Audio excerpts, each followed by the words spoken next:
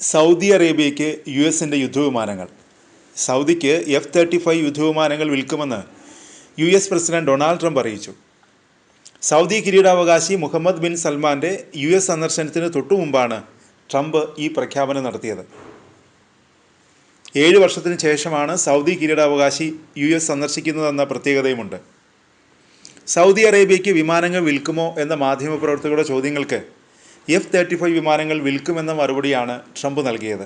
സൗദിക്ക് F-35 വിമാനങ്ങൾ നൽകുന്നത് പരിഗണനയിലാണെന്ന് Trump നേരത്തെ പറഞ്ഞിരുന്നു.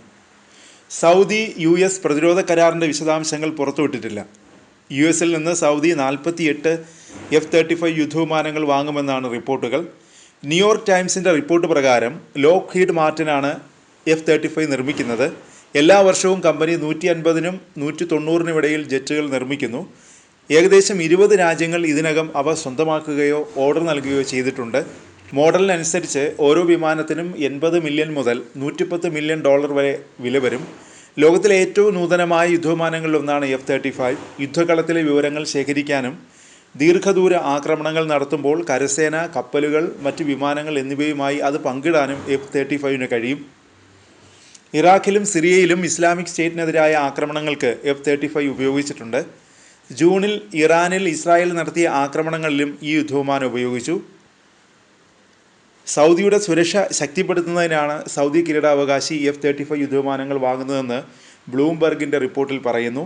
ഇറാൻ പോലുള്ള രാജ്യങ്ങളുടെയും മേഖലയിലുടനീളമുള്ള സായുധ സംഘങ്ങളുടെയും ഭീഷണി സൗദി നിലവിൽ നേരിടുന്നുണ്ട്. F-35 വിമാനങ്ങൾ വാങ്ങുന്നതും US-മായി അടുത്ത ബന്ധം സ്ഥാപിക്കുന്നതും സൗദി അറേബ്യയുടെ സമ്പദ് വ്യവസ്ഥയെ വൈവിധ്യവൽക്കരിക്കുന്നതിനും വിദേശ നിക്ഷേപം കൊണ്ടുവരുന്നതിനുമുള്ള അവരുടെ മിഷൻ 2030 പദ്ധതിയുടെ ഭാഗമാണ്.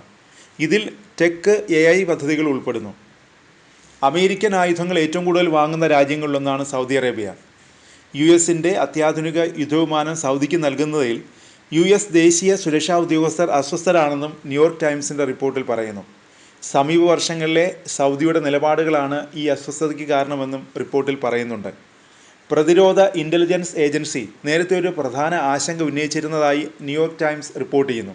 സൗദി അറേബ്യയ്ക്ക് ചൈനയുമായി സുരക്ഷാ ബന്ധമുള്ളതിനാൽ ചൈനയ്ക്ക് F-35 സാങ്കേതികവിദ്യ ലഭിച്ചേക്കാമെന്ന ആശങ്കയിലാണ് പ്രതിരോധ ഇൻ്റലിജൻസ് ഏജൻസി.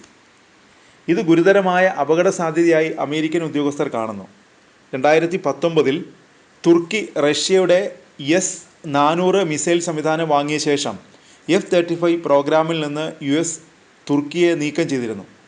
റഷ്യയുടെ മിസൈലിനൊപ്പം F-35 പ്രവർത്തിപ്പിക്കുന്നത് തിരിച്ചടിയാകുമെന്ന ആശങ്കയെ തുടർന്നായിരുന്നു ഈ നീക്കം. US-ൻ്റെ ജെറ്റിനെ എങ്ങനെ പരാജയപ്പെടുത്താമെന്ന് പഠിക്കാൻ റഷ്യയ്ക്ക് ഇത് അവസരം നൽകുമെന്നായിരുന്നു ആശങ്ക. ഇപ്പോൾ ചൈനയുമായും ഇതേ ആശങ്ക US-നുണ്ട്. ഇസ്രായേലിൻ്റെ സൈനിക മുൻതൂക്കത്തെക്കുറിച്ചാണ് മറ്റൊരു ആശങ്ക. മിഡിൽ ഈസ്റ്റിൽ നിലവിൽ F-35 വിമാനങ്ങൾ ഉപയോഗിക്കുന്ന ഏക രാജ്യം ഇസ്രായേൽ മാത്രമാണ്.